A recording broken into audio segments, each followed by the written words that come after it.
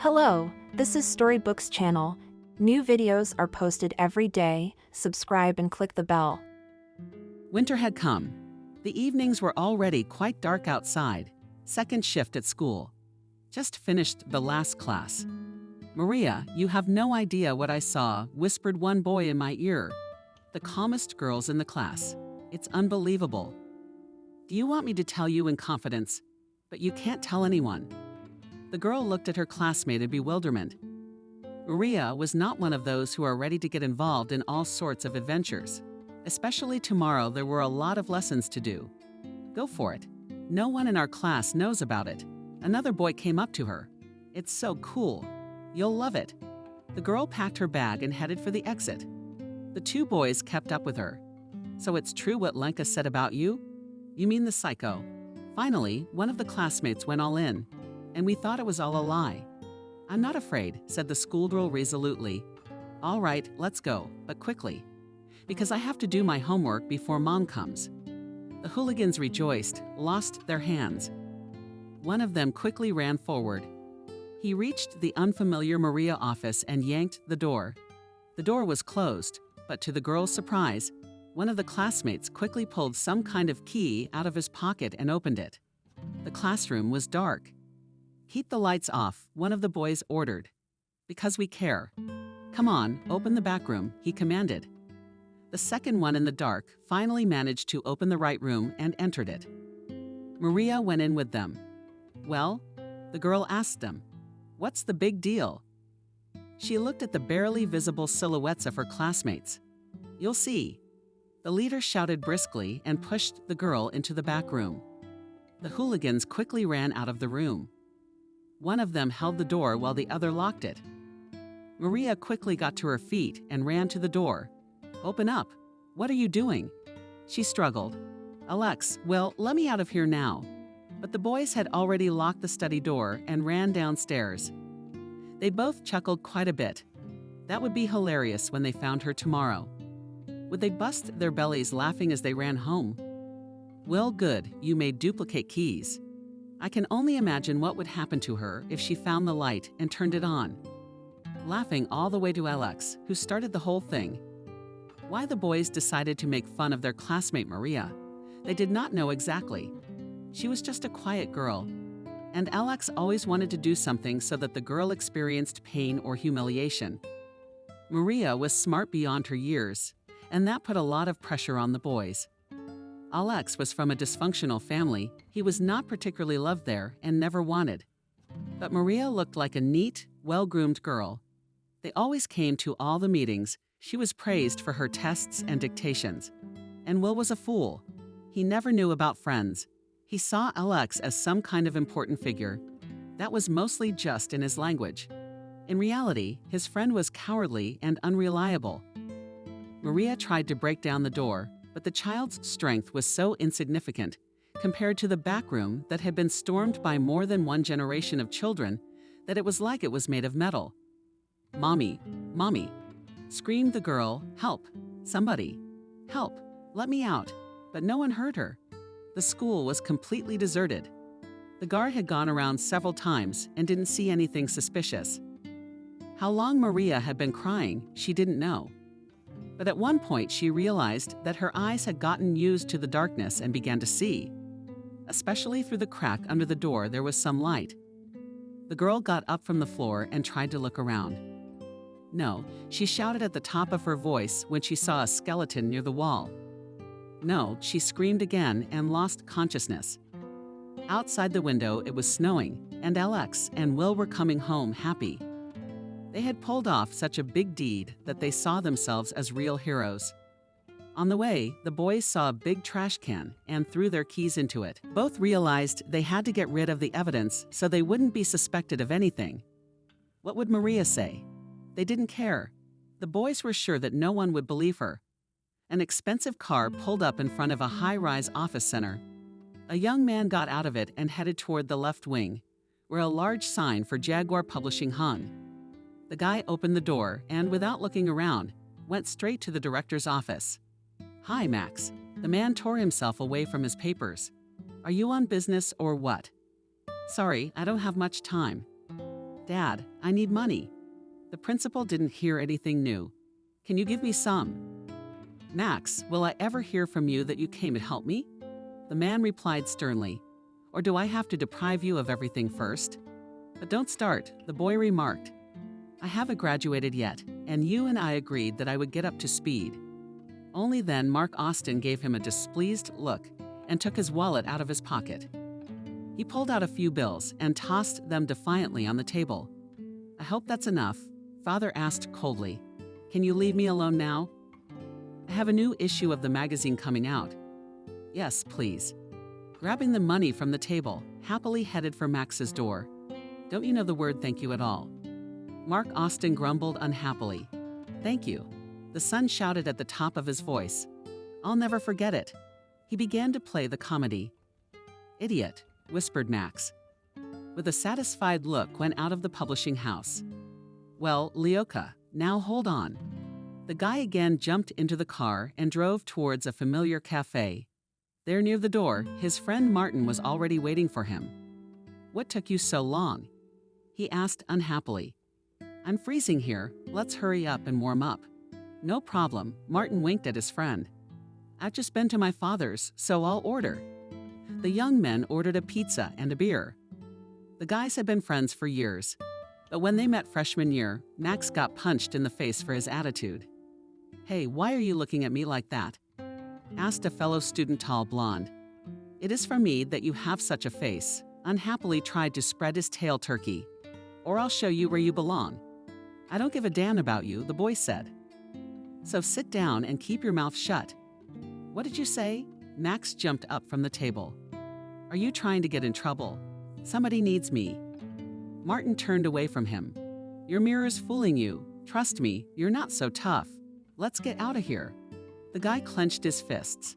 I'll show you which one of us needs to look at himself in the mirror. Come on, agreed the classmate. But don't whine and call your daddy afterwards. Max, being the son of a rich man with connections, always felt right. But he didn't know that Martin had a black belt in karate.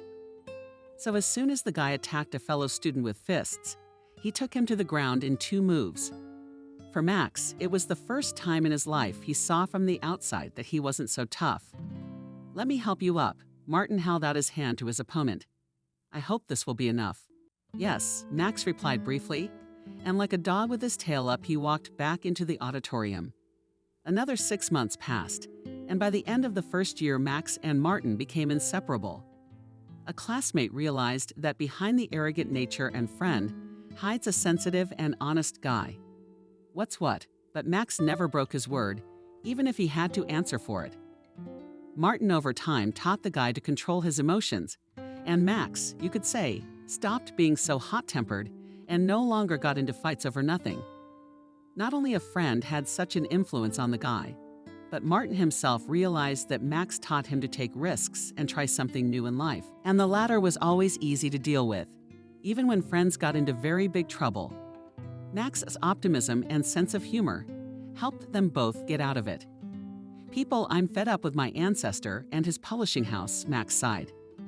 I don't want to get involved in all this.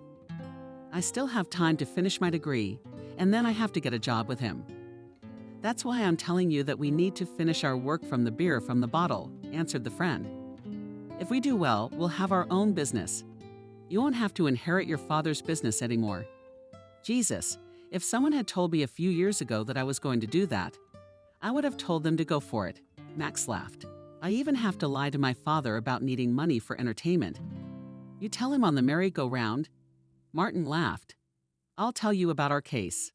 I'll tell you what, with your irrepressible power, it's the very thing. Instead of all your squabbles, you're doing a noble thing now.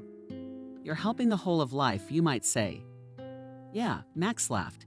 Call me a messa. He choked on his beer. When everyone finds out, I'll be laughed at. Max, I don't care what other people say about us. His friend looked at him seriously. I know that all great men started somewhere. It's not that I want to be great. It's just that I want to do something useful for others. That's what I'm all about. What's the point of being the richest? Well, you have everything then, what? Counting your money every day. We have nothing. You and me, we started from scratch. Another man will look at us and say, Maybe I can do something like that. Do you know how many years I've dreamed of getting my black belt? How much work I've done? And what? Somebody will say it'll help me defend myself in life. Oh yeah, will I catch bullets on the fly with my teeth? Or will I be able to grab a knife flying at me from behind on the fly? It's all nonsense. If it's for self-discipline, yes. Karate has helped me a lot in my life, but you can discipline yourself in more gentle ways. Martin, I know you're right about something, my friend replied. But I haven't gone through it all yet, so I can't look at things the way you do. You remember how many experiments Edison did, how much material didn't fit. I'm not even talking about Tesla. Nobody believed in him at all. He worked as a laborer for years just to continue his research. 2 years ago, when friends went on vacation to the river, Martin in his head flashed a strange idea. Guys came to their favorite place, but just could not recognize it. What kind of people do we have? Martin was indignant. Where he is, there is a constant shit. But why can't you clean up after yourself? The guy wouldn't stop. You could at least put all the garbage in bags. I hate it. Yes, it's a good thing we didn't take the girls this time. Max rubbed his head. You could say the whole vacation is ruined. He sighed and went to the river. There were plastic bottles, bags, disposable dishes lying everywhere. Some even floated in the river not far from the shore. The mood of the friends was at zero. Martin came over and sat down next to Max. They were both silent for a long time. Suddenly the guy jumped up. You know, Max, if I could fix all this, I would not spare my strength, said Martin. What do you mean? His friend looked at him in bewilderment. Put guards at all the vacation spots. No, a thought flashed through the boy's mind. That would be pointless. I could make something useful out of this garbage. It's been recycled for a long time, Max said. But you see, it doesn't work, Max. I've heard that polymers are used to make gasoline and methane in the laboratory, Martin reasoned. Which means we're dealing with organics, right? Well, his friend didn't understand. What do you mean by that? I'm not a chemistry geek. Which means we could take it all back to the original materials. A light bulb went off in Martin's head. Hydrogen, hydrogen? At a loss, Max asked. What's hydrogen got to do with it? I don't understand anything. What are you trying to tell me? But it's so easy. The boy was delighted. Hydrogen is the most common element on Earth, but it's always in a bound form. If we could get it freely, it would be cooler than gasoline and electricity. I think I read somewhere about hydrogen engines. The guy's starting to remember. Martin, it's so complicated. That's what everybody thinks, sighed the friend. Nobody wants to do it. That's why you and I are in this mess right now. Our people aren't ready to clean up after themselves. So we have to think of something else. If you and I could get hydrogen from this garbage and develop our own hydrogen engine, do you realize what a turnaround that would be? That's what Max has become.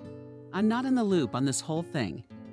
You want me to go around picking up trash, and then something explodes in our lab, and you and I go to the afterlife. No, thanks.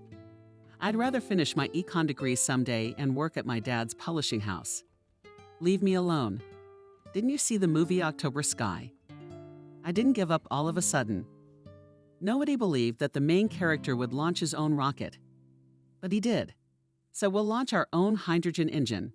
For the first 3 months, Martin tried to persuade Max to join his experiments, but he was reluctant. Martin began to disappear more and more often in his garage, which his father gave him. Mother of God. One day a friend of Martin's came to see him. He was looking at some test tubes and instruments, showing him something with interest. He's pointing at some kind of vessel that looks like a balloon. And that's what it is. Without distracting from his work, said suddenly there is gaseous hydrogen in a compressed state. Did you get it? In shock, asked Max. You got it from garbage. Yes, smiled Martin. From the garbage that was lying by the river. Max was so amazed by what he saw. From that day on, he visited his friend more and more often. You come with me, the guy once suggested to him. Unfortunately, for now, I have to get the raw materials myself. You want to pick up trash? Martin's friend looked at him in amazement. Are you serious? No, of course I'll go with you, he laughed. But only for fun. I want to watch you from the sidelines. Martin had been filling the old bags with bags and plastic for almost 2 hours. The full bags he was tying up and hiding so he could take them on his bike to his garage later. By God, Max approached him. "Quit this dirty business," he said unhappily. "You're like a bum who collects for a bottle." "I don't care how I look from the outside," Martin said. "You know, there was a man who planted trees in a deserted place somewhere in England." Everybody looked at him and they all turned their fingers. But then, when that very spot grew into a gorgeous forest, he and his family had a great time there. So he who laughs last laughs. And yet, after a while, Max couldn't stand it any longer and joined his friend. Getting hydrogen was no longer a problem for the boys. But to build their own engine, they needed not only knowledge, but also a lot of money. Max has to beg his father for money time and time again. So he and Martin pieced together one part after another for their project. Max was still in shock at himself. The guy loved fun girl parties. And how he traded it all in for hours of hanging out in a stinky old garage. The guy couldn't understand. "Martin, Nancy won't talk to me anymore. It's like a friend's gone off the deep end. We're stuck here all the time. You want me to give my whole life to science? That's fine." "Ignore him," the friend said. "Your girlfriend should be a companion, a friend, not this misunderstanding with pumped-up lips. What can you talk to her about? Imagine there are very interesting conversations between a girl and a guy. Look, Max started it. I don't know how you live without girls after you made that fool. Have you forgotten about the female gender? All right, that's enough. We need to go out in public, or I'll go crazy with your hydrogen." The boy protested. "We're going to a nightclub tonight. What are we going to do there?" Martin looked at him in bewilderment. "What?" and before rubbed his hands together in anticipation. "First, we'll get drunk. Then we'll find 2 beauties and spend an unforgettable night with them." "You go, but I have to work," Martin objected. "Especially I have to work until morning." "As you wish, but I'm going for good. I thought I'd bring you a beer. Maybe you'll cheer yourself up at least this way." "I don't drink at work," the guy replied briefly and fully immersed himself in his work. Max had a stormy night. The guy rested 100%. His mother barely woke him up. The next morning, "Max, have you been drinking again?" His father looked at him unhappily. "All Martin knew all your pocket money." The boy wasn't happy himself. His head was rattling at the seams and he couldn't even get out of bed. I'd rather have his hydrogen chasing him, he thought. He wouldn't have a headache in the morning. After that, Max's late-night drinking stopped. Of course, he missed the company of women very much. But Martin's invention had drawn him in so much that he sometimes completely forgot about it. And after nearly a year, the boys went into a stupor. They tried revving their engine back and forth, but they couldn't get what they wanted out of it. "Martin, what about him? Well, why don't we just leave it? Why do we have to reinvent the wheel?" Max was indignant. "Let's make one like everyone else's." Back in 1806, this Frenchman, as it was invented by François-Isaac de Rêves, reminded Martin. "But that's the thing, I don't want to repeat what was or is. And you know why. Because if it worked that well, all cars would have been running on hydrogen long ago. But they don't. So there's something wrong here. Martin, I've already had my say. I'm an honest-to-goodness friend. We've been working on this for almost 2 years, but it's not right. Max, we need to look for like-minded people." A friend came up with an idea. "Now, when there is the internet, we could cooperate with someone. Maybe we could find a solution together. What do you suggest?" "Call out," sighed the friend. "I don't know any idiots like us anymore." "All right, I'll look into it." Tiredly sat down on the chair guy. "Let's take a break for now." "I'm tired too," Martin said in a fictitious voice. Finally, 2 weeks later, a friend called Max and told him that he had found something. The young men were sinking their beer. "Martin, come on, tell me." Max asked him impatiently. "Did you manage to find anyone?" "Yes," he answered briefly. "And I'm still in complete shock. You have no idea who I met on the internet." "Who?" Curiosity made the guy tan. "Did you get to meet a great mind?" "Yes. Her name is Maria." Looked at him carefully, friend, and she is a real genius. What's the woman's astonishment? "All of a sudden you're mocking me?" "No woman would understand your hydrogen, and this one does," smiled Martin. We're going to Detroit next week. Maria agreed to meet us. Where? Detroit. No, you're out of your mind, his friend said. Where's Salt Lake City and where's Detroit? So what? Are we taking the train? Ignoring his friend's protests, Martin said. So get ready. All right, let's say she's a megabrain. Then why can't she communicate with us on the internet? Looking for flaws. Max, how do you figure that? His friend looked at him in bewilderment. If she has assembled a new hydrogen engine, how will you understand it on the internet? You have to see and feel everything there. I don't know, tried to change Martin's mind. A friend. Well, let her record some video and send it to you. Max, come on, really, stop whining, cut the guy off. Let's just think about where we're gonna stay. I don't think we'll have a problem with that. Unexpectedly answered the friend. My cousin lives there on my mother's side. True, we have not communicated with him for a long time, but I think we can try. We'll rent a hotel in case of emergency. I've already warned my cousins, Martin replied.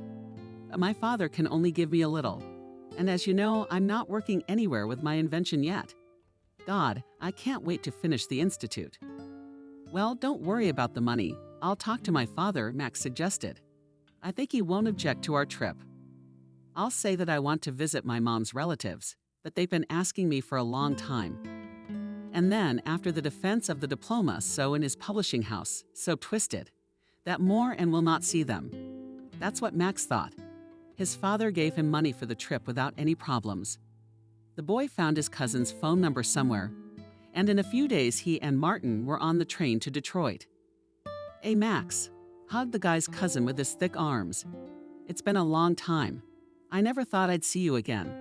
Well, hello brother. The guest rejoiced. But I'm not alone.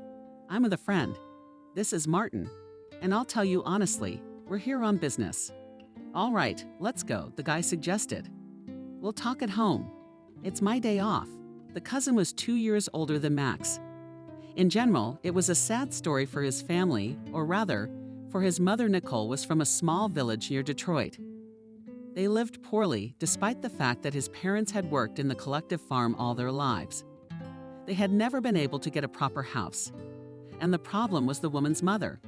For as long as Nicole could remember, her mother had been drinking all her life.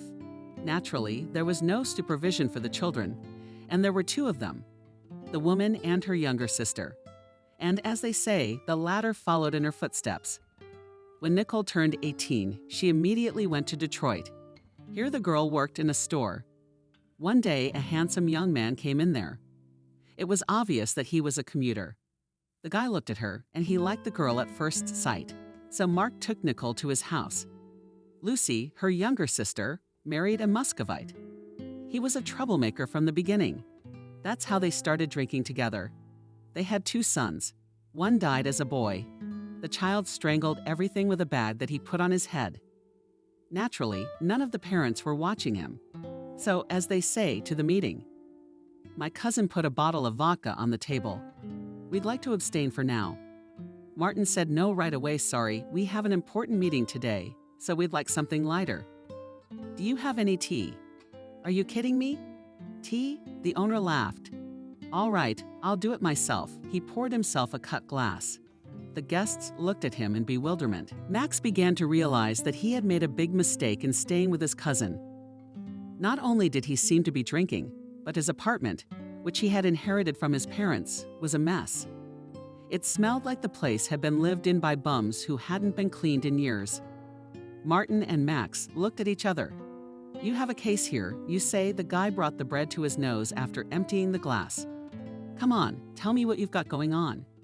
Anything I can do to help. We're here to see a scientist of yours, Martin said. There's a genius living here? Really? The owner looked at him in surprise. And who does what? She deals with alternative fuels. Max tried to change the subject from drinking. Her name is Maria. Maria is in shock, said the brother. You came here to meet Maria. Do you know her? The cousin guessed.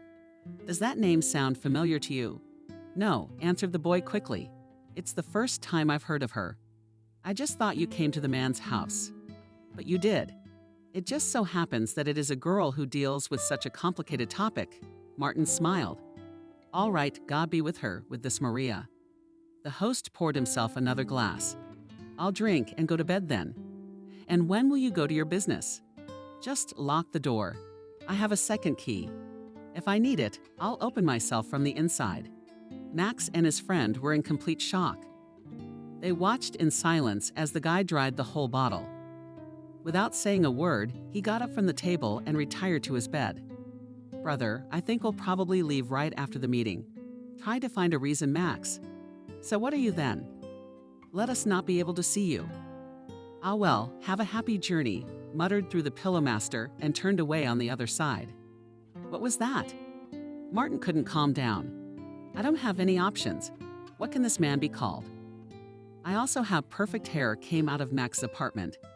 God, it's been years since I've seen him, and I really hope it's the last time. We better get a hotel. The guys couldn't recover for a long time. They still had 3 hours left before meeting Maria, and they wandered aimlessly around Detroit. You know, of course, I love antiques, but not so much. Looking at an old church, said Martin. Frankly, it's all weighing on me. A friend agreed with me too. It feels like there is nothing to breathe. There seems to be a lot of space and a river, but it's still not Salt Lake City. Finally, the time was up, and the guys went to the cafe that Maria had indicated in her letter. I can't understand why she doesn't call, Max said in bewilderment. No, she has to write. She's got this obsession. How would I know? The friend said. Maybe she's keeping her distance so that everything is official. The young people approached a cafe with the symbolic name Maria's Pastry Shop. A beautiful blonde girl stood at the door. At the sight of Max and Martin, she smiled broadly and approached them. Are you Maria? Martin guessed. Do we look so different from the local guys? He said jokingly. The girl smiled and said nothing. She just waved her hand, and the whole procession went to the table near the window. The girl was holding a strange object. The guys had never seen anything like that before. Maria quickly grabbed what looked like a pen and began to write. I am very happy to meet you, read Martin. It is important to me that you are interested in my work, and I am ready to discuss it with you. I'm sorry, but we'll have to communicate like this because I can't talk. Max slammed down the big lump that came up to his throat. The guy looked at the girl more closely. Maria's blue eyes were just glowing. Maria, don't worry, everything is fine. Martin tried to come to his senses. There's no problem with that. The young people talked for a long time. It was mainly Martin who delved into the subtleties.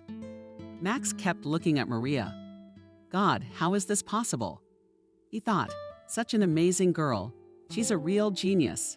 But a mute shiver ran down his spine.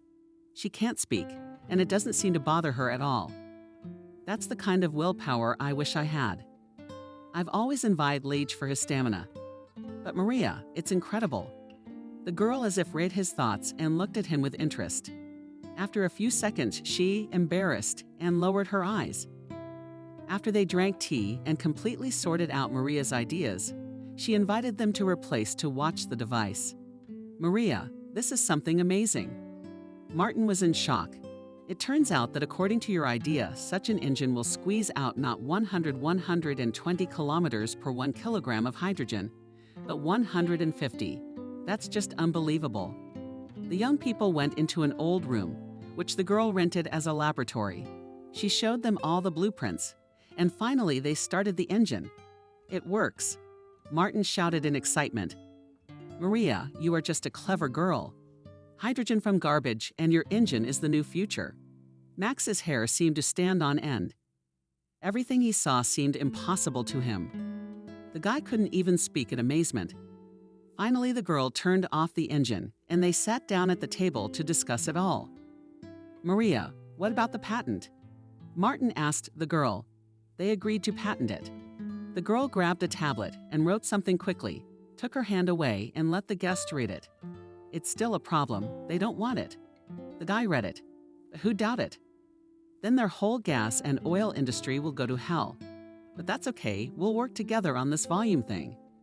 The main thing is that it works, and even with such savings. The guys exchanged phone numbers and agreed that Maria would come to them in Salt Lake City as soon as she could. The guys said goodbye. I should have said overwhelmed with emotion. No one had any strength left. Maria said goodbye to the guests and joyfully returned to her laboratory. The young people brought her such inspiration that one thought after another came to the girl. She sat down at her tablet and began to write everything down. In a few minutes, Maria was carried into her world, which belonged only to her. For many years now, she had finally met like-minded people. And now her invention could have a new life. That same evening, Max and Martin took the train home. Their minds were so excited by what they had seen that they were both eager to get down to business. What if we could put the whole machine together? It was to hydrogen that Martin's thoughts drifted into the future. That would be a real sensation. But at least we could build the engine, sighed his friend. And you're already going for a whole car. Maria is an incredible girl, Martin continued. You have to have such talent. Honestly, I had some gender prejudices before I met her. But like that, women have less brains than men. But Maria proved me wrong. How do you cook in a machine like that? Look at her. She's got physics, chemistry, math. She clicks the tower like nuts. Yes, Max said dreamily. I like Maria very much. She's a dream girl.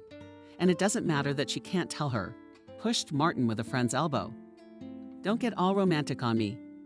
Maria is our friend, not a date girl. Don't you like her as a girl? Max looked at his friend without understanding. She is just beautiful. Did you see her eyes? They are so blue, just like the sky. I would not refuse a girl like her, but I have a purely pragmatic interest in her, he sighed. I want us to join forces and create a damn car that will not only run on hydrogen, but that will be the most economical. Back home, the boys began their experiments with renewed vigor. Now they needed to get as much hydrogen as possible, so that then part of it could be transported somehow to Maria. Martin dreamed that after Maria had patented his engine, he would be able to get her official permission to use it in his car. The girl didn't mind. Max, on the other hand, dreamed of something else. The girl immediately fell into his soul. Maria did not interest him as a scientist, although he admired her. He liked her as a person. There seemed to be something more behind her silence.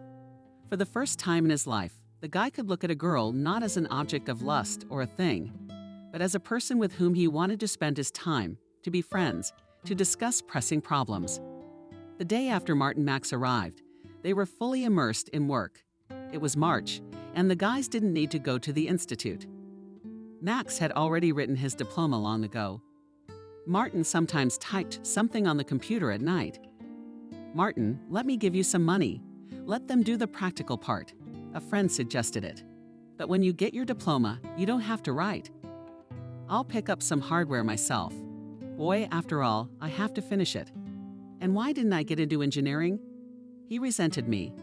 After the guests, Maria just plowed. The girl had already written several scientific articles, constantly wrote about her work on the internet. But except for laughter and insults, no one offered anything concrete. And then these two people appeared in her life. Her mom was talking to her mother. You know, I feel like they're gonna help me. Together we can get this whole thing started. Maria, how much effort you put into all this? Her mother answered her. It's unbelievable. And it was true. After the girl stopped speaking after a severe fright, her parents immediately moved to the other side of the city, where Maria began to go to a specialized school for mute children. All her teachers were just shocked by her. After the tragic incident, the girl's mind began to work even faster. On the one hand, Jean's Maria's father was a chemist, and everything in their house was littered with rare manuals on all areas of the science. But Greg was not accepted in his time. All ideas were rejected, and he eventually began to drink.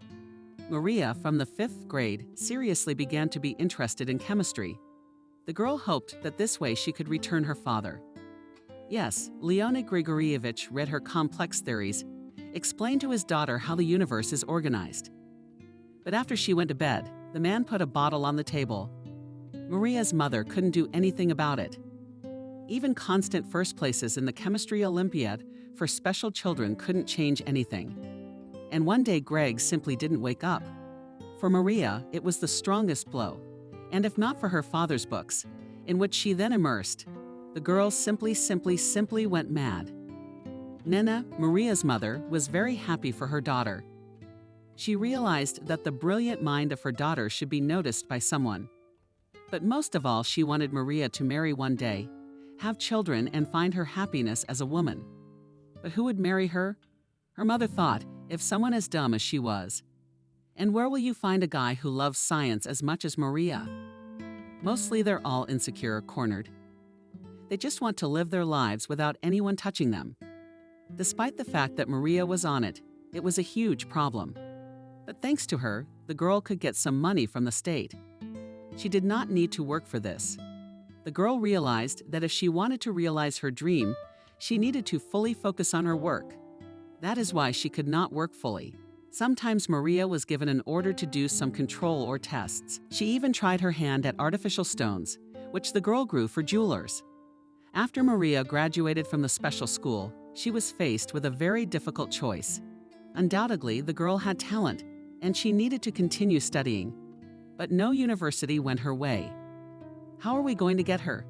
said the chancellor of Detroit's university in dismay. "How will she go to class?" Nina ran to all kinds of authorities, but everywhere she was rejected. Maria could not study in a regular university.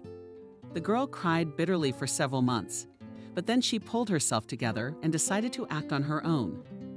Maria did not want to be a theoretical scientist. She realized that in order to get somewhere, you need a practical part. The girl decided to deal with future technologies. She chose alternative fuel for her project. Maria knew for a long time that hydrogen was the most common element, and despite the complexity of the work, it was possible to produce it. Maria became interested in isotopes of hydrogen, air, and after almost 3 years, she was able to isolate pure hydrogen from it. Maria spent almost all day now in her laboratory. She wanted to prepare for her trip to Salt Lake City. The girl wanted to make some improvements to her engine. It was almost 8 o'clock when Maria realized that she was very tired. She put down all her drawings, closed her workbook. Only now she remembered that she hadn't eaten anything all day. She thought, "I have to get home quickly, or I'll starve to death. Besides, my mom already texted me that she was worried." Maria closed the door to her lab and walked towards the bus stop. The girl rented a very cheap room in the place where warehouses used to be, but the place was deserted. Maria walked forward quickly as she suddenly felt someone swooping down on her from behind and clamped her nose with something. A few seconds later, the girl lost consciousness. How heavy! A man's quiet voice was heard in the darkness. He was trying to pull a bag over Maria. At last he succeeded, and he put the girl in the car and drove her to an unknown destination. Maria didn't come to her senses the whole time. "This is where you belong." The same voice was heard, and the man began to pull the girl's body out of the car in which he had brought her. After a few minutes, some kind of door opened and Maria was carried into the room as a bundle. The man put her on a stretcher and took her somewhere. After a few minutes, he pulled into some cold room, pulled off Maria's sack, and threw the girl on the floor. "This is where you belong," he laughed. He went out and locked the door behind him. After about 20 minutes, Maria came to her senses. She could already feel the cold. The girl jumped up quickly. She had had a fear of the dark for years. In an instant, she found herself in a biology class in the back room where her classmates had locked her up for the night.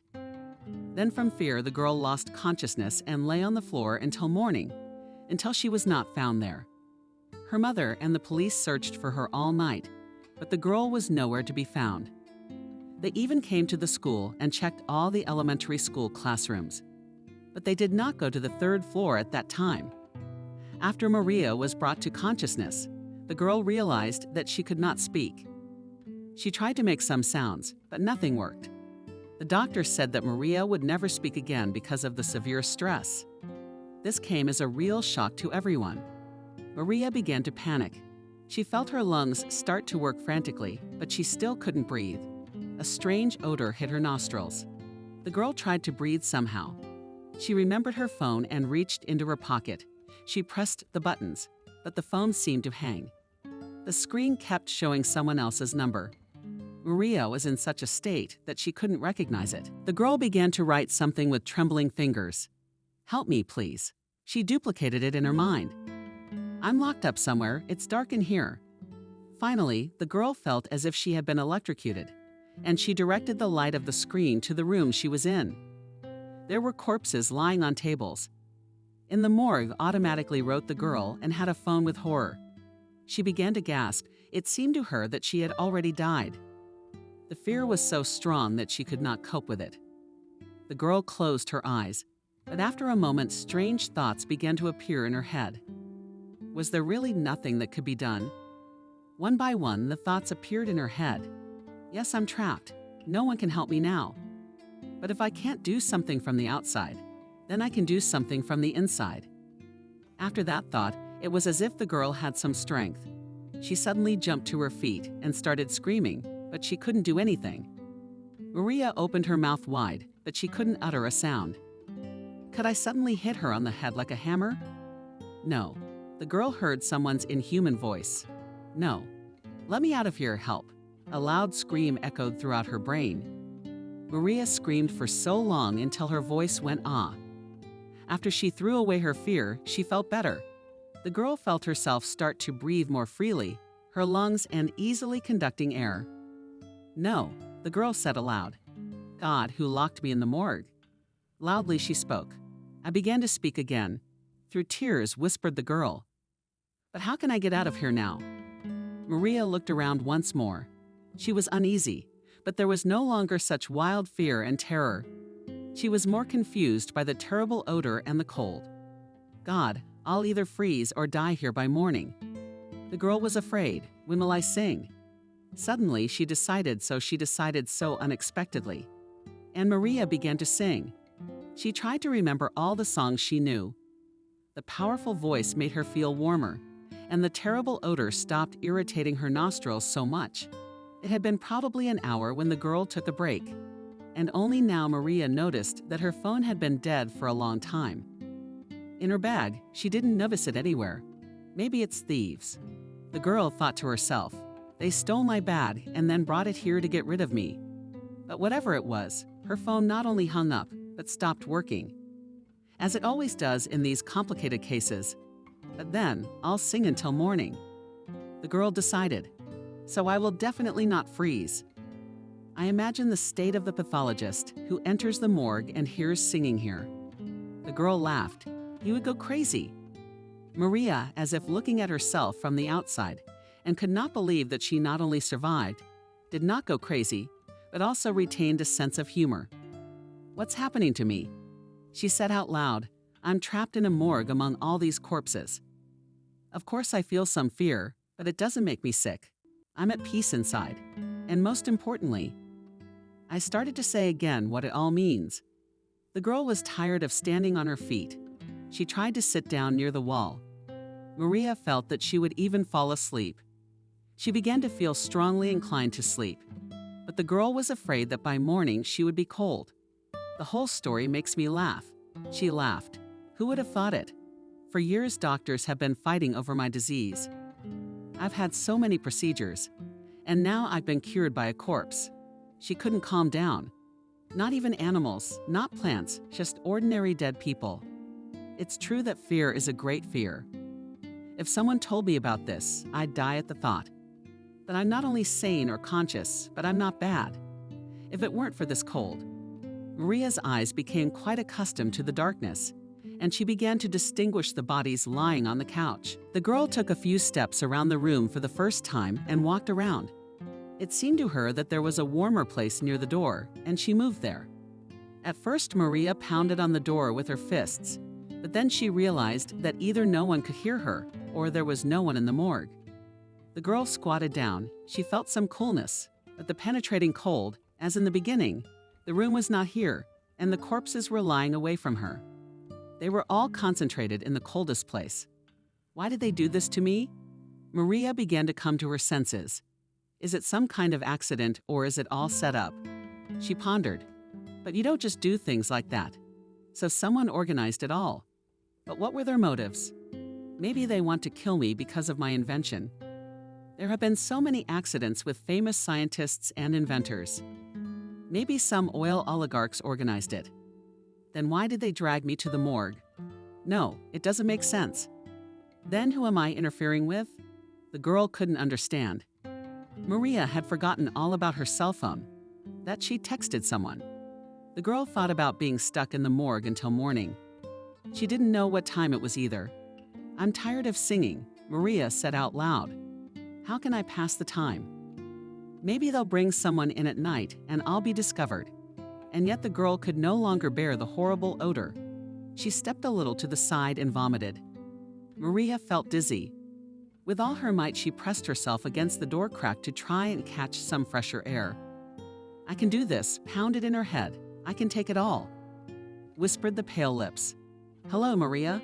Hello, shouted Max into the receiver. But there was no answer. At first, there was complete silence, but then the distinctive sound of a blocked number was heard. God, what does all this mean? In horror, thought the guy. It could hardly be a joke. Since Maria can't speak, this text message may be the only hope of rescue for her. The young man quickly dialed his friend's number, but Martin was in the laboratory, engaged in his experiments, so he even forgot to take his phone out of his coat pocket. Called him 5 times already. What am I supposed to do now? Clutching his head, Max reasoned. I'll definitely call Detroit's police. The guy called the police and asked for someone to contact Detroit. Young man, are you kidding me? The voice on the phone said, I'm not laughing. What Detroit? What morgue? I'll make an administrative case against you now. The policeman swore and hung up. You understand, Maria can't speak. She's mute, the guy continued. But at last he got the dings and beeps, and he took his phone away from his ear. I have to do this, he said to himself and looked at his watch. I can make it in 12 hours if I go at full speed. Max quickly ran downstairs where his mother and father were sitting in the kitchen. The boy approached them with a worried look. I need to go to Detroit right away. I've got a friend in trouble. Probably, if I don't save him, he just won't survive. The son said quickly. As soon as I get there, I'll call you. And he ran out of the house. Max ran out after him. Father, what happened? He tried to stop the car, but the guy had already pulled out of the gates of the big house and sped down the deserted streets toward the highway. Just so long as she could hold out. Knocked in the temples of the guy Maria native and hold on, as if he tried to convey to the girl his thoughts. I will definitely save you. Max did not fully understand why this whole story had such a strong effect on him. But he felt very clearly inside that Maria meant much more to him than he thought. The boy was realizing some feelings that were new to him. He kept feeling that he had known Maria for a long time, but it was as if he had forgotten her. And now that she was in trouble, he remembered that. Maria, do I need you? Any thoughts in his head? God, what's happening to me? The boy said out loud, I don't understand anything, but I know one thing. I have to save Maria. Max drove in a straight line at full speed. The guy realized he could get a ticket, but he didn't care at the time. It was still in full bloom when Max's car pulled into Detroit. The guy didn't know where he should go now. He dialed 03 and called. Can you tell me where the morgue is in Detroit? He asked quickly. I have a friend locked up there. There was silence. The other end didn't know how to respond to the question. Are you trying to play a trick on me? The woman finally answered. I'll call the police now. I'll be very grateful to you for that. Max said tiredly. They refused to accept my call. Will you help me save a man? Or are you going to blame me? We have several of them. I heard a disgruntled reply. How do I know which one you want? The most unremarkable one. It was as if someone had asked through the boy.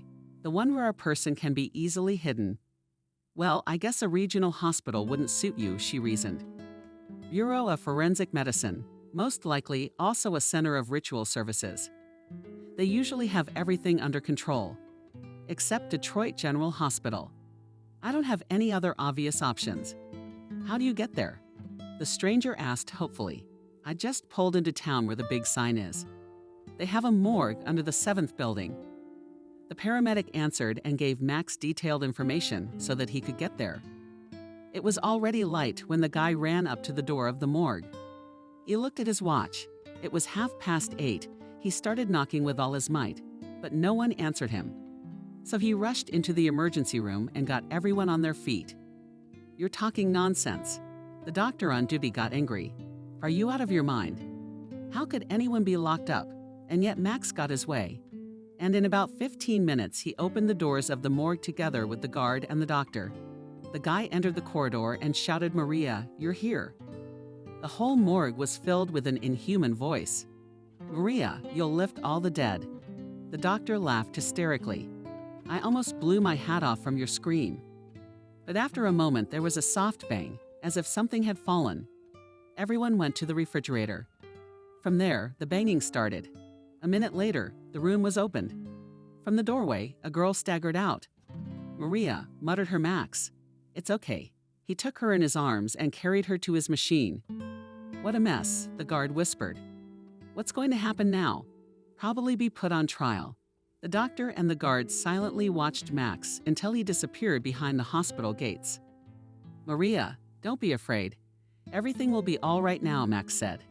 He quickly took something out of the glove compartment. "Write your address." He handed the girl a pen and some paper. "I'll take you home now, and then we'll decide together what to do." Maria worked something with trembling hands.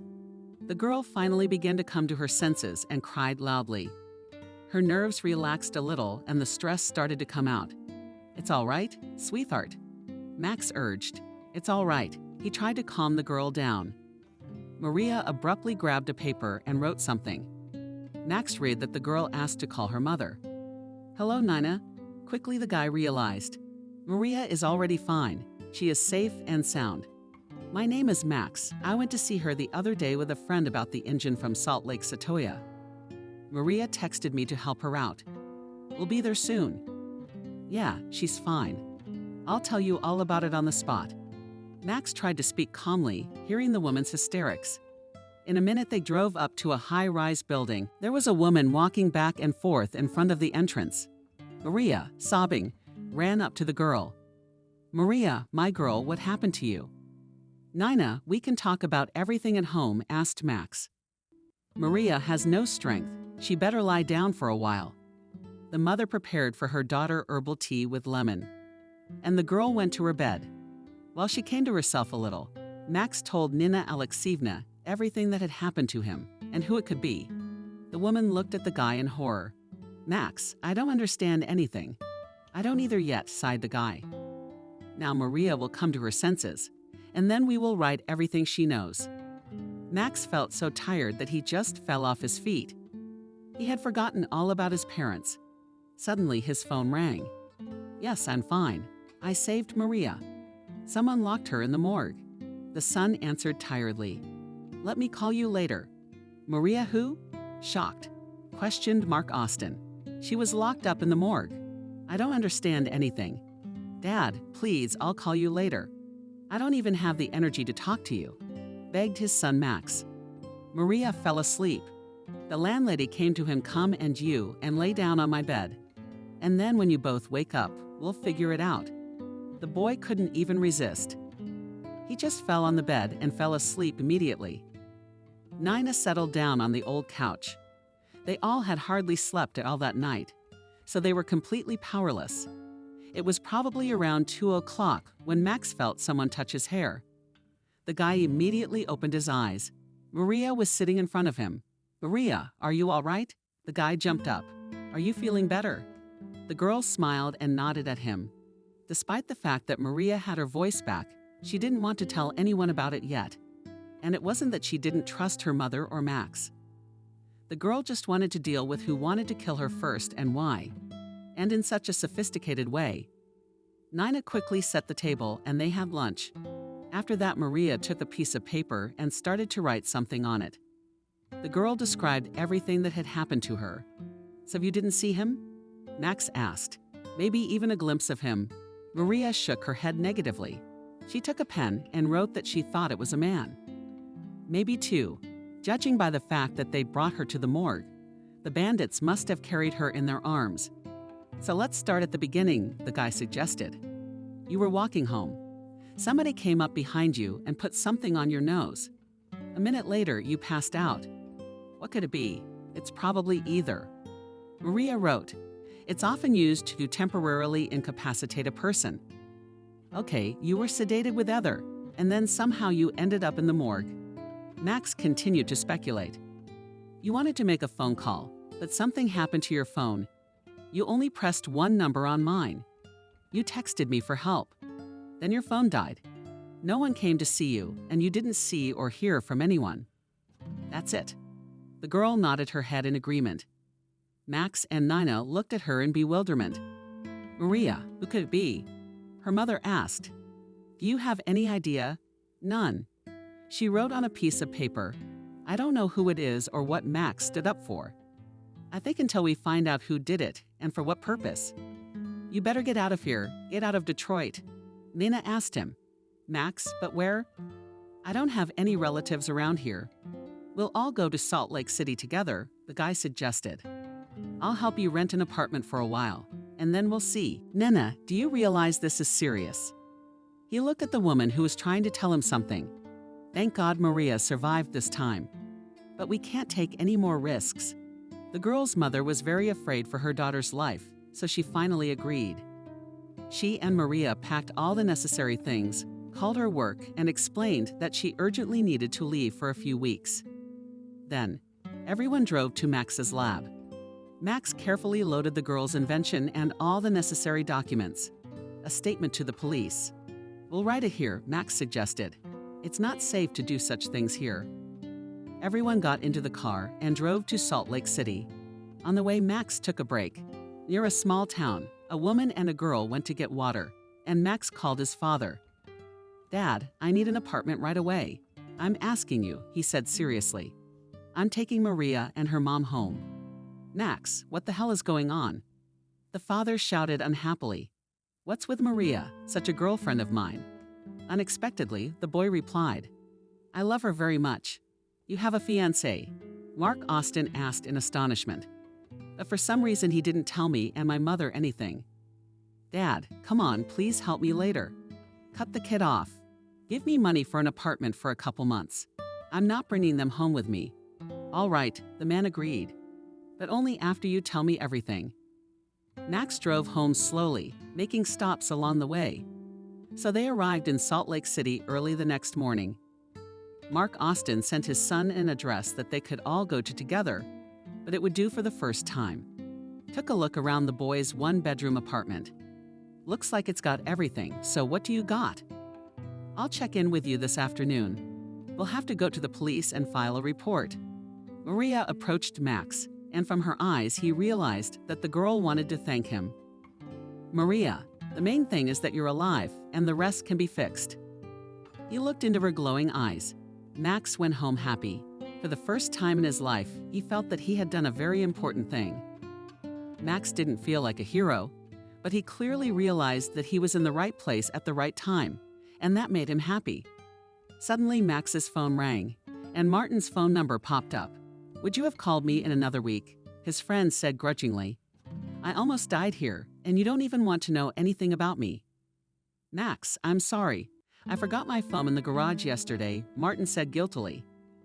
Anyway, it fell out and sat down somewhere, so I couldn't find it for a long time. What happened?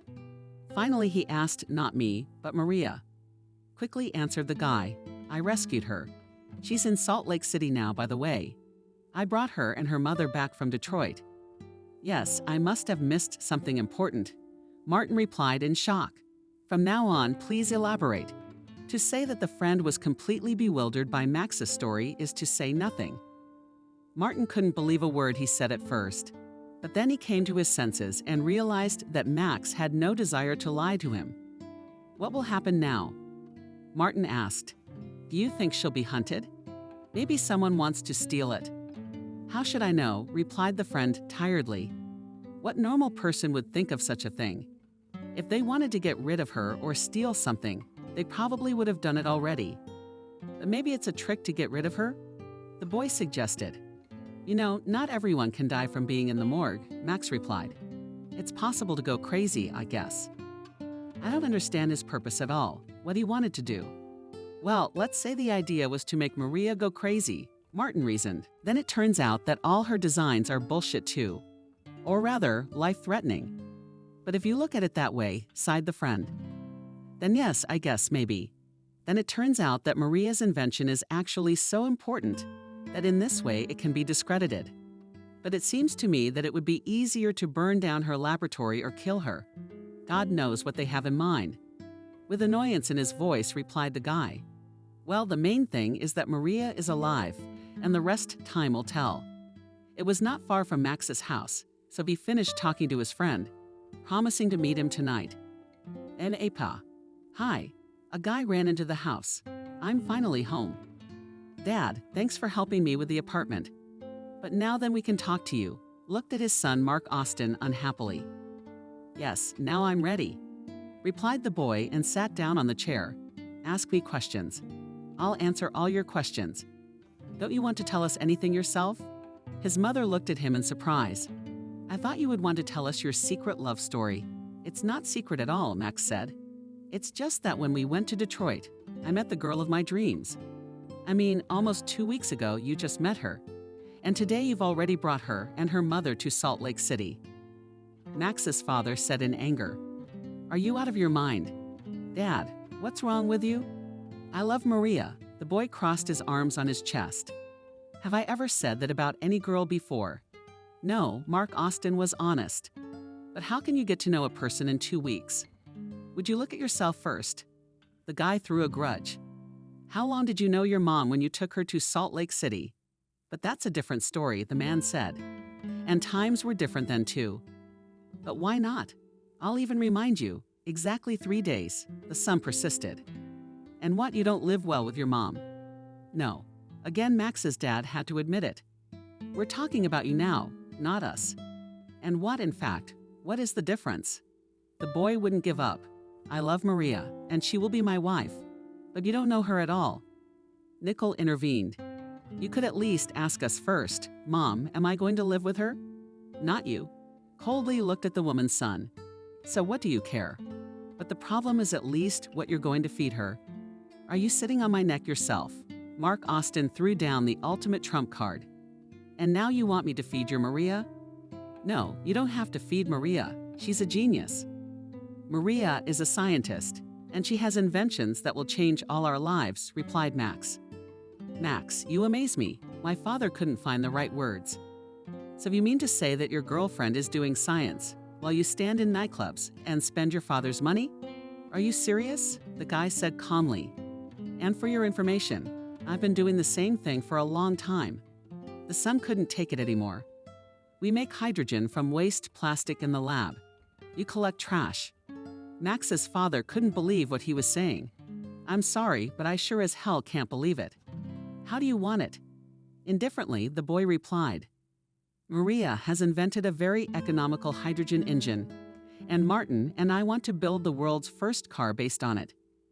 Nickel, what kind of nonsense is our son talking? Mark Austin couldn't take it anymore. I can't listen to any more of this nonsense. Okay, Maria, in this I can still believe, but in the genius of our son.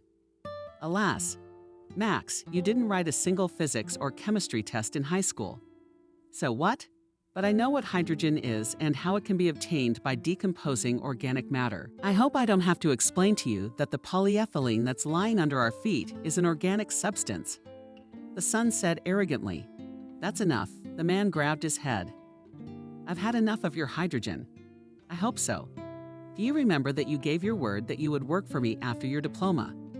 So I'm looking forward to seeing you. I remember. Max replied grudgingly. You don't even let me forget about it. That's fine. Mark Austin rubbed his hands together.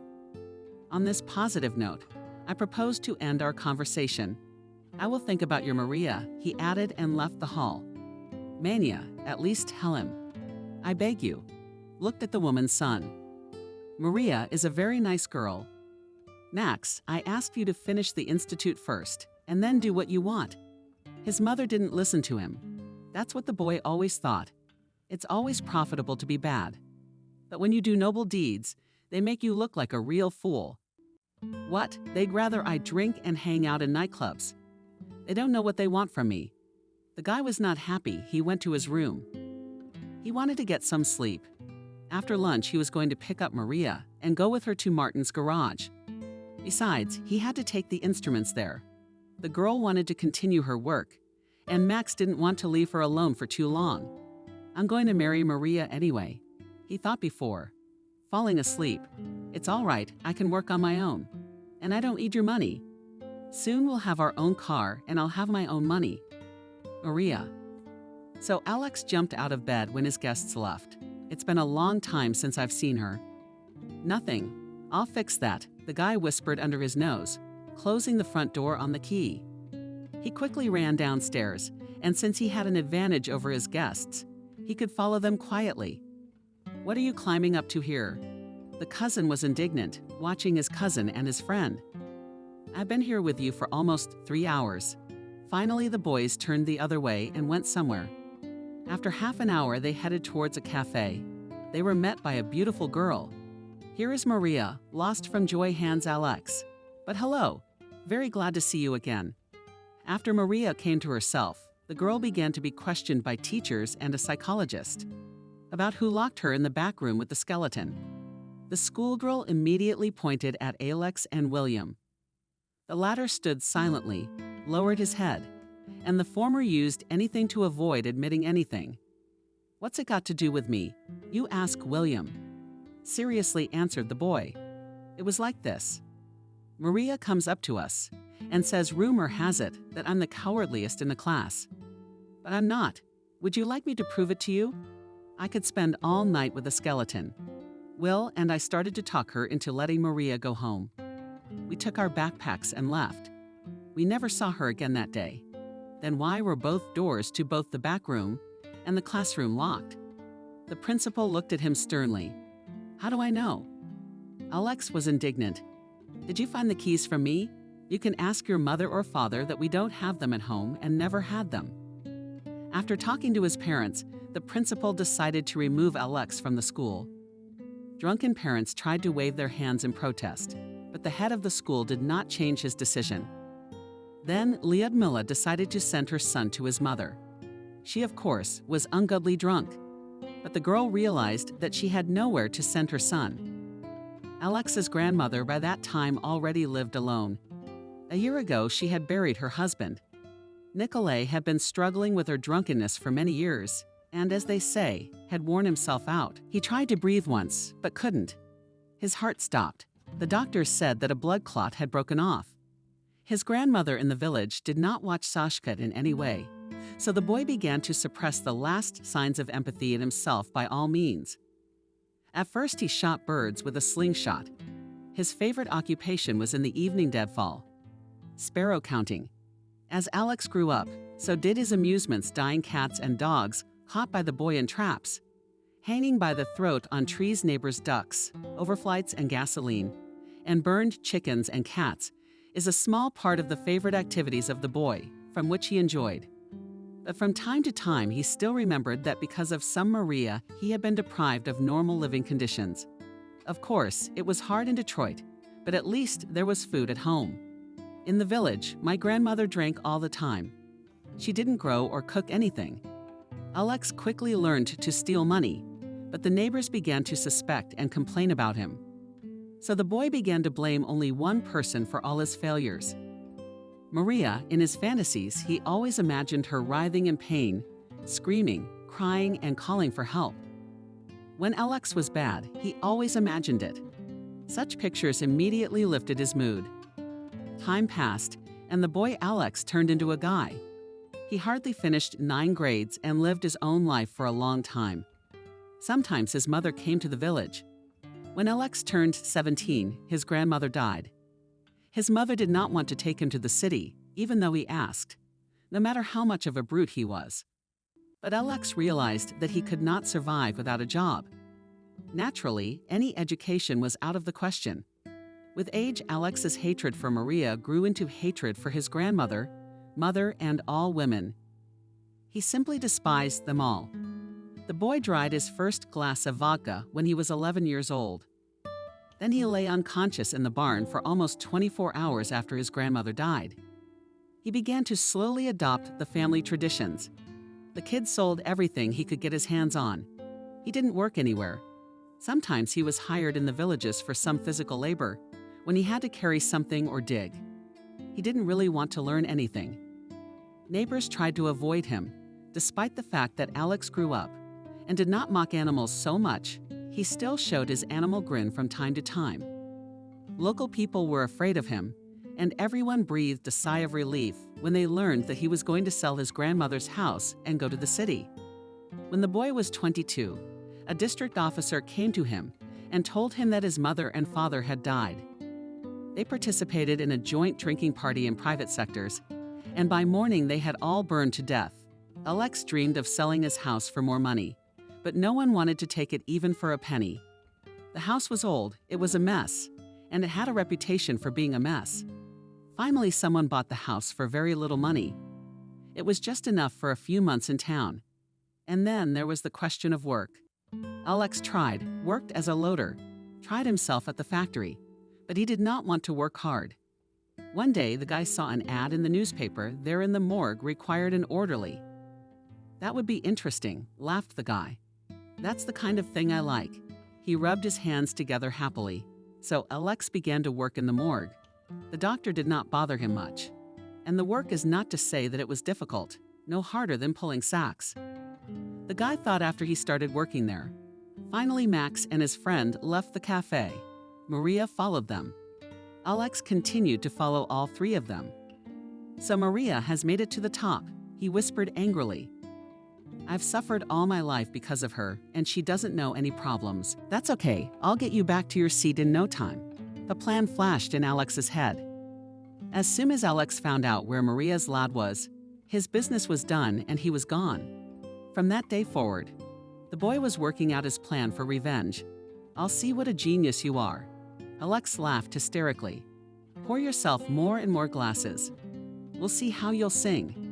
If the skeleton made you speechless, I can't imagine what will happen to you. His laughter echoed through the apartment from the corpses. For almost a week, Alex had been imagining in his mind how Maria would be tortured in the morgue.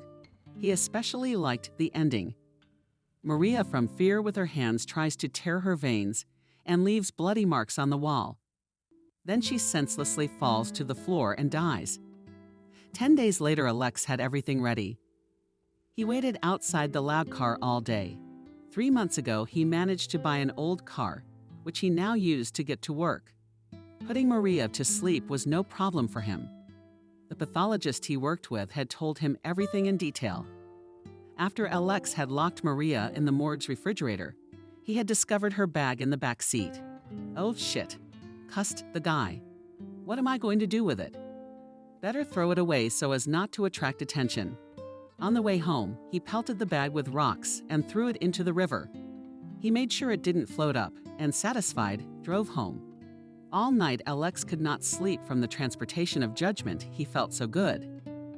Pictures of Maria's suffering kept popping up in his head.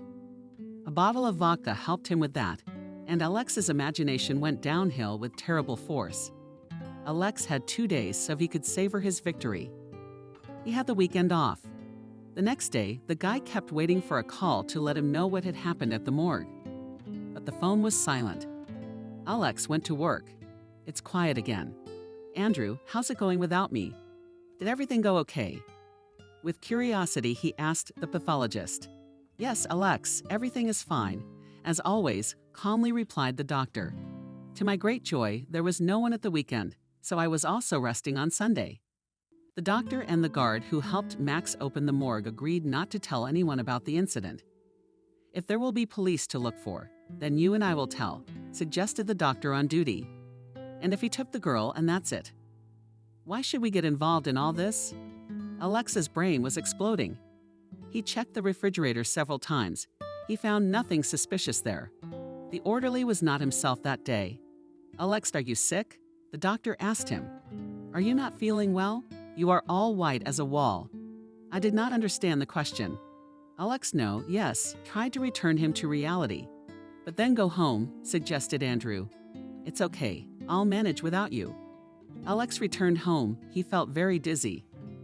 He lay down and tried to figure out what had happened. Maybe someone let her out, he thought. Then why haven't they said anything about it yet? It's a hell of a thing. But if the paper had died a long time ago, there'd be police at the morgue. It was as if she'd vanished. His head exploded. Maybe she's a witch? An unclean force? Her corpses helped her escape. Everything was becoming delusional. His thoughts were becoming delusional.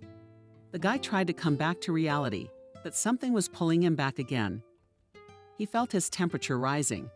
The delirium started. He was thrashing around in his bed, all the time yelling something. Maria, where did you call? Did he call for someone? I didn't kill her. Help, help, skeleton. Don't touch me, Mom. The corpses sounded through the apartment, unconnected to his words. It had been 2 weeks since Maria had filed a police report, but the case had turned out to be so convoluted that no one could still tell her anything. The girl lived in a rented apartment with her mother and worked in Martin's garage. Max was there all day long, too. Max got a call from his father one day. I can't talk to you for days. Where are you? I'm in the lab, he answered quickly. I'm sorry, I can't talk to you right now. We have an experiment to finish. All right, Mark Austin got angry. Where is the location of your damn lab, Max Moo? Quickly answered and hung up. He sat as a secretary and had to write down all the statements. An hour later, someone knocked on the garage door. Dad was puzzled and said, Son, what are you doing here?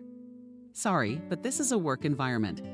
I just came to see what my son was doing. The man said loudly. Mark Austin, come in, Martin greeted the guest. This is Maria, so to speak, our brain. And Max and I are just insects compared to her. But hello, Maria. The man approached the girl. I finally met you. Maria smiled and said nothing. The girl looked at Max's father with happy eyes. And Maria can't speak, whispered his son in his ear. She is mute against the background of childhood trauma. Ah, that's what it is. Mark Austin sighed. It's all clear to me now, but I won't disturb you. He turned and headed for the exit. This is just what we need. The man resented him all the way.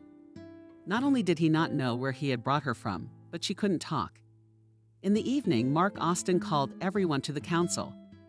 He was serious about discussing his fiancé with Max. Can't speak. Nicole opened her mouth in surprise. Maria mute. So what? Objected the son. Does it matter that she can't speak? How are you going to communicate with her? The father didn't give up, and how are we going to talk to her? Well, I am communicating with her now, and very well. Max didn't give up his position, but it was too much. Mother protested. I'm asking you to come to your senses. All right, the son got up from his chair. If you don't like Maria, then I won't live with you. He defiantly began to gather his things. Max, are you serious? Nicole said in shock. And where will you live then? Well, with Maria and her mom? Dryly answered the guy. And when we collect the car, we will have our own money. Maria and I will live on it. That's how the father got up, and he thought about how we will look in people's eyes. I'm a respected man in town. You're causing me so much trouble with your Maria. Well, if it makes you feel better, you can disown me. I'll take it, and I don't need your publishing house. That's enough. The father shouted at the top of his lungs. You're not going anywhere. But after the wedding, live with your Maria wherever you want. Nina had long ago realized that something was going on between her daughter and Max. She liked the guy, and it was obvious how he looked after Maria. Almost 2 months passed and Max couldn't take it anymore. He talked to Maria. The girl, very much embarrassed, took a pen and a piece of paper and wrote something on it. Yes, Max read, and with all his might he lifted his beloved in his arms. Maria, I love you so much. Martin was very happy for his friend. He realized that with a calm Maria, Max would learn to control his emotions and would achieve great success in life. Son, but maybe you should have defended your diploma first. Nicole begged her son. But your Maria is not going anywhere. You've only known her for a few months. Mom sternly looked at her son. At the end of May, Maria and I will be married. I will not change my decision. 2 weeks before the ceremony, Maria and her mother went home. The police called them, but the girl asked her mother not to say anything for the time being. We found the man who locked your daughter in the morgue, the policeman said over the phone. Maria looked at her mother in horror. On the one hand, The girl very much wanted to know why they had done this to her. On the other, she had fear, perhaps due to Max or her inner strength. But the girl quickly forgot about the incident at the morgue as she left Detroit. After the police station, Maria and Nina were driving home in shock. They still couldn't believe what they had heard. The girl had wanted to tell everyone before the wedding that her speech had come back to her. But now she didn't know what to do. She loved Max, undoubtedly. But such intertwined destinies were very difficult for the mind to comprehend. Maria fell into a depression. "Maria, what are you doing?" Max asked her when she returned from Detroit. "You do not want to marry me?" "Max, I love you very much. It's not about you. I'm just really worried," she texted her lover. "Everything's gonna be okay." Her boyfriend hugged her and kissed her. "I won't let anyone hurt you again. I'm sure the police will call us soon and tell us that they found this criminal." "I feel it too," Maria wrote and looked intently into Max's eyes. Her gaze was full of love and tenderness. Max's parents hoped to the last moment that their son would come to his senses and give up this wedding. "Mark, I don't want him to marry Maria," the wife protested. "Well, if she had at least spoken. But it's such a shame, yes," only replied her husband. "What can we do? I'm not ready to lose Max for this. Let him have no bread. Maybe this will sober him up." If Mark Austin at least reasoned about his reputation, Nicole could not even say how she had such a strong dislike for Maria. The woman absolutely did not want her. The day of the wedding came, and Max's parents were going to it like hard labor. Mark Austin had to invite some very important people. Everything was going well. After the registration, everyone went to the restaurant. One by one, the guests began to express their congratulations and wishes.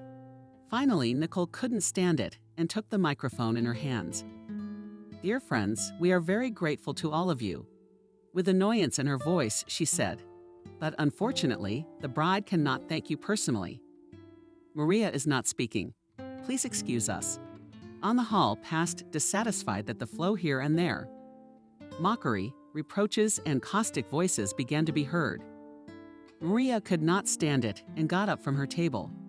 The girl, to everyone's surprise, took the microphone in her hands. "Dear friends," the bride began, "it's true that I have not been able to speak for many years, and only one tragic and ridiculous accident gave me back my voice. And if Nicole had not brought up the subject, no one would have known that she had an indirect relation to my mother." Everyone, including Max, opened their mouths in surprise. The groom's mother was about to lash out at her future daughter-in-law, but Maria beat her to it. "When I was in the 4th grade, I was locked in the back of the biology classroom with a skeleton 2 classmates. I lost consciousness from fear, and when I came to my senses, I couldn't speak anymore. It affected the rest of my life. I couldn't go to a normal school anymore. And the worst thing for me was that I couldn't enter the institute I had dreamed of for so many years. But I didn't give up. I did science myself, and after a while I began to realize that my knowledge is much deeper than that of most university teachers. I began to deal with the technologies of the future not for myself, but for those who will come after us. And a few months ago, I was sedated and kidnapped when I was returning home from my laboratory. When I came to, I found myself in a morgue. For the first minute, I thought I was going to go crazy. I started to choke from a panic attack, but then it was like something lit up inside me. And I decided that no matter what, I was going to live. And I heard myself screaming at the top of my lungs.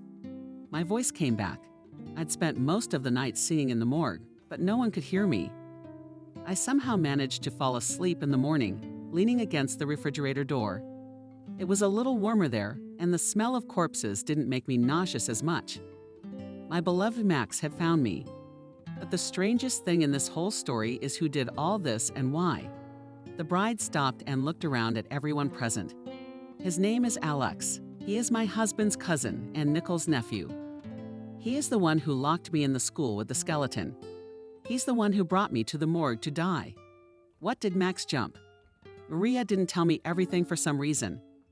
I found out a few weeks before our wedding," the bride replied. "Unfortunately, when you went to see him, he recognized me. Alex followed you to see where I lived. He also knew where my lab was located." Nicole stood a pale woman, realizing that her nephew could have done this. She knew the story from her sister. Lucy had called her one day. She was sobbing that because of some girl, she now had to send her son to his mother. Naturally, the girl was drunk, and Nickel didn't believe her at the time. "I'll kill him." Jumped out of the table, Max. "Why did he do that? You bastard, I wouldn't let you do that," Maria said. And besides, God had already punished him. He went crazy and died a few weeks later. The police suggest that he saw me as the cause of all his problems in life. A quiet, gifted girl who drove him crazy, but whom he didn't love, but hated with all his being. Mark Austin approached his wife Nicole, unable to contain her emotions. She cried loudly, "Well, you cannot be responsible for him or for your sister," stroked her on the head husband. "That's the end of your family's story. Nicole, let go. All of it. We need to move on." The woman came to her senses and approached Maria, where her mother was crying. "Maria, forgive me, please." Her mother-in-law rushed to her. "I didn't want you so much, but why couldn't I understand? I see now that Alex was my only link to my family. I intuitively supported him over you. My girl, I'm sorry, Nicole, it's not your fault." Her fiancé hugged her and sobbed. "Martin, I hope you didn't say anything to them." Mark Austin was worried. Maria has such an intuition that it's as if she knows everything in advance. Mark Austin, I'm sure that none of them guessed anything. His son's friend reassured him. The two cautiously jumped out of the publisher's office and headed toward a large bookstore with a huge conference room. Reporters, television, and some interested businessmen had already gathered there. "We're going to make some noise in Salt Lake City." Martin was rubbing his hands together. "Mark Austin, I'm going after them." An hour later, Martin's car turned towards the center. Maria and Max, tired from the lab, were on their way home. "Martin, where are we going?" Max asked him in bewilderment. "Do you need to go to the city center?" "Yes," the guy smiled enigmatically. "We're going to a place right now." "Max, but it's very urgent." The guys got out of the car and headed towards some hall. There were a lot of people standing there. "Martin, are the reporters shocked?" Maria asked. She wanted to ask something else, but Mark Austin ran up to her. "Maria, hurry up." He grabbed the girl's hand and ran with her into the depths. "I don't know what's going on here." Max was looking around. "Did they come to film us?" A friend guessed. Martin didn't answer anything. He just shouted Max forward. And he found himself in the center of the hall. "Dear friends." A young girl with a microphone appeared from somewhere. "Today is a historic day. We can equate it with the day Nikola Tesla presented his motor. And back then, it was a miracle. It was the first time in history that alternating current could be harnessed. Today, we want to introduce you to the heroes of our time. And as you may have noticed, among them is Maria. She's not a secretary or a lab cleaner. She is the most important brain who has created about 10 significant inventions. Today, we want to introduce you to our altruists closer and tell you what the guys have done to ensure a better future for all of us. We are sure that after our story, after everything we have heard, many people will realize that this is where we should invest our energy and money. New technologies will bring prosperity to our country, especially when not only men, but also women work on them.